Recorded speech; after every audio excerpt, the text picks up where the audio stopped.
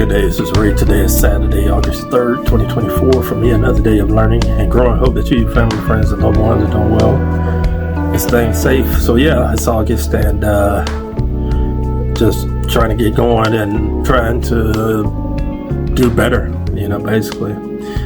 And so today I wanted to talk about breaking bad habits. And when I think about habits, or trying to break them, actually, it's not that I'm just eliminating those habits right off the jump. I'm replacing bad habits with good habits. And that's something I've struggled with over the years, in my adult life, is trying to develop the right habits to be able to, get better with my health, better with relationships, better on a job. And, I think I've been fortunate that I do have some good habits that I've developed over the years to help me get this far along in my career. But, when it comes to my personal life and, the habits that I have there, that's definitely something I'm going to really focus on and get better at.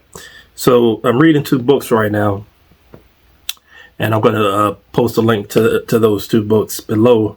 The first one is called The Power of Habit, and it's written by Charles Duhigg, I believe it's pronounced. And I'm also reading a book that I was recommended when I went into management. Actually, both of these books were recommended when I was either going into management or when I was a manager. The second book is called Eat That Frog, 21 great ways to stop procrastinating and to get more done in less time. And that's really easy to read, and it's a book that I revisit from time to time. I want to say the last time I read it was last year. And,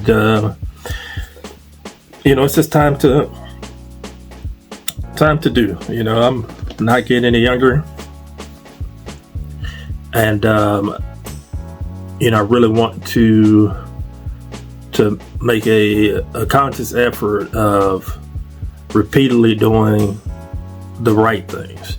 So when I think about habits, I actually go back to my music days when I was performing classical and jazz and gospel and reggae and country, R&B, performing musician. And it actually began, I would say, when I was in middle school. And I had a band teacher that really was disciplined, would show up early, and I go into the class, and even though I was, not a good trumpet player, as a matter of fact, I was playing so bad that I was switched to another instrument, at least from trumpet, and I was went to baritone. Not saying that baritone's an easier instrument, but that's what happened. And then I switched back, I want to say 7th, 8th grade, because in 8th grade I was playing at a youth orchestra. But I got a scholarship to study from symphony orchestra players.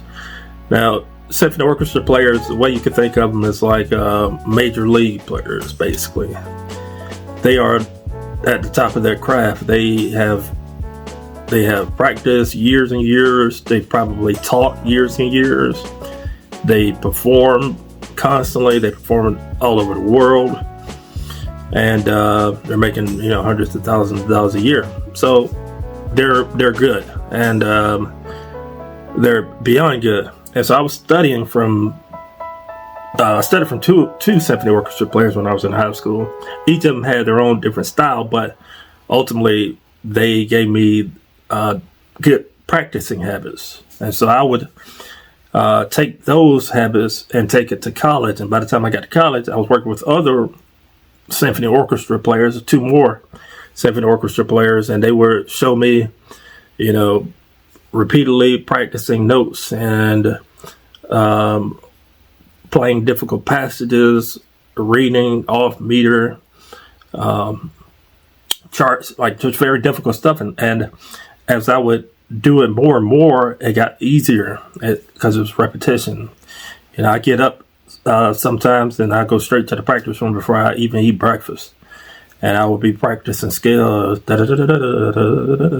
just practicing over and over again, playing piano, playing on trumpet, would, really hone in on the notes to be able to just play without thinking. And then I learned how to play jazz, and I would, practice scales in the jazz manner, and I would listen to music. I would transcribe it, write it note for note. I would listen over and over to different artists, and then I would go to the jazz club or go play performances with my bandmates. We would go play weddings and stuff. We would go to other gigs, traveling in the northeastern part of the United States. And, it was just, I had the habits. And then when I decided to make the switch from being a musician to going into business, I had to develop new habits. I had to really learn how to use spreadsheets. So I do the basics and, learn how to input formulas. And then I started to mess with conditional formatting and, really just take people's systems of organization and then just, build it there. And now I'm learning other platform. I'm learning a new platform right now and really just, looking at the benefits of that. And, that's it.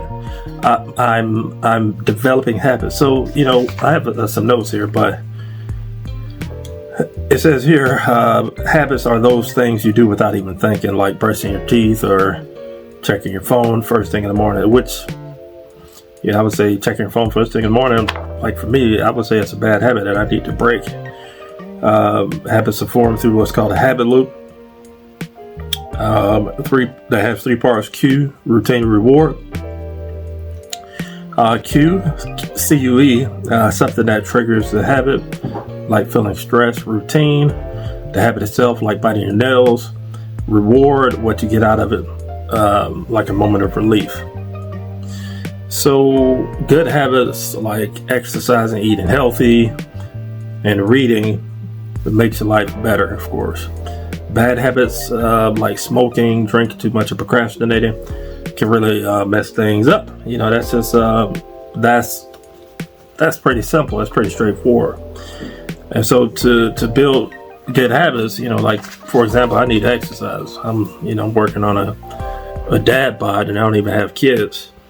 So I need to exercise. I need to do something to do this. So, maybe it involves starting off with a few crunches every morning, but doing those crunches every day and journaling them. I do have a habit journal. I think it's called the best journal ever. That might be the actual name of it, but it's a good way to track habits. And starting, I'm going to start it tomorrow. I'm not going to start it today, but starting tomorrow, I'm going to work in this journal, do this journal, and just really, press and see if I can develop better habits with communication, with eating, with health, with reading, which I have gotten a lot better at reading. I read a lot more than I have in my whole life. I got a lot of books that, were just kind of there for show. And now they're, I read them quite a bit now. But to build the good habits, you have to be consistent, do it every day. Accountability. I'm telling you all, I'm telling the audience that this is something I'm going to do. And, I'm not sure I'm going to check in with it. Maybe I'll do a follow-up video in a couple of months about it. But, this is something I'm committed to. Like, I've been budgeting like a madman, and that's been great. And I'm in a habit of budgeting. I've been doing that since it now is May of 2020. Yeah, May of 2020 when I started to learn how to budget. Reward yourself, celebrate your progress. Rewards make the new habit more enjoyable. I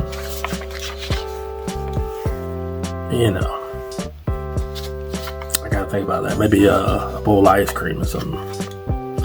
I don't know. I don't really reward myself like that, you know. Okay, so breaking bad habits, or I would say replacing bad habits. You're not necessarily breaking them. You got to spot the triggers, figure out what sets off the bad habit. Knowing the trigger is the first step to changing it. Swap it out. So instead of just trying to stop a bad habit, you got to replace it. Yeah, which is exactly what I said. And you know, if you want to stop snacking on junk food, start snacking on healthy foods around you, like carrots and, you know, that's the only healthy food I can think of. I'm joking. But, you know, vegetable snacks and stuff like that. Yeah, that's probably something easy to do once you get to the habit. You know, instead of snacking on chips, you know, snacking on those vegetables. And really, it's, you know, for me, taste is not an issue. It's just a matter of you know, replacing the purchases. So, you know, you may or may not know is that every week I pick up my groceries, and so if I just easily say, oh, okay, let me put on my shopping list, I'm gonna get these different vegetables, these are gonna be my snacks, and then I just go ahead and do that, just start snacking on it, and that's a new habit. That's great because then I'll see the benefits in that in a short time. Another thing, you got to be patient. So it will take time. You can't get discouraged, and that's that. You know, when I became a good musician, it didn't happen overnight. It was hours and hours and days and weeks of practicing, going to performances, transcribing music, doing all these things that made me a better musician. You know, when I got better at my finances, same thing. You know, it took days, hours, weeks, and, you know, reading about personal finance, learning from Brad Long about how to budget, and, you know, all these things kind of just added together, which allowed me to become a first-time homeowner, even though I had a considerable amount of consumer debt. And, you know, this is something that you are wanting to do or struggling with, and I encourage you to get those 2 books that I recommended. Don't wait to make the changes. Get started right away. It's a worthwhile journey. So this video is entirely too long. I've got to take care of a few things. I was off Thursday and Friday, and so I did my laundry and everything, but there are a lot of things I need to take care of before I get back to work next week. So if you made it this far, feel free to like, comment, subscribe, hit the bell for notifications. You know when I post my videos. You can find me at youtube.com/@LupusLifestyle. And as always, thank you for watching. You all take care.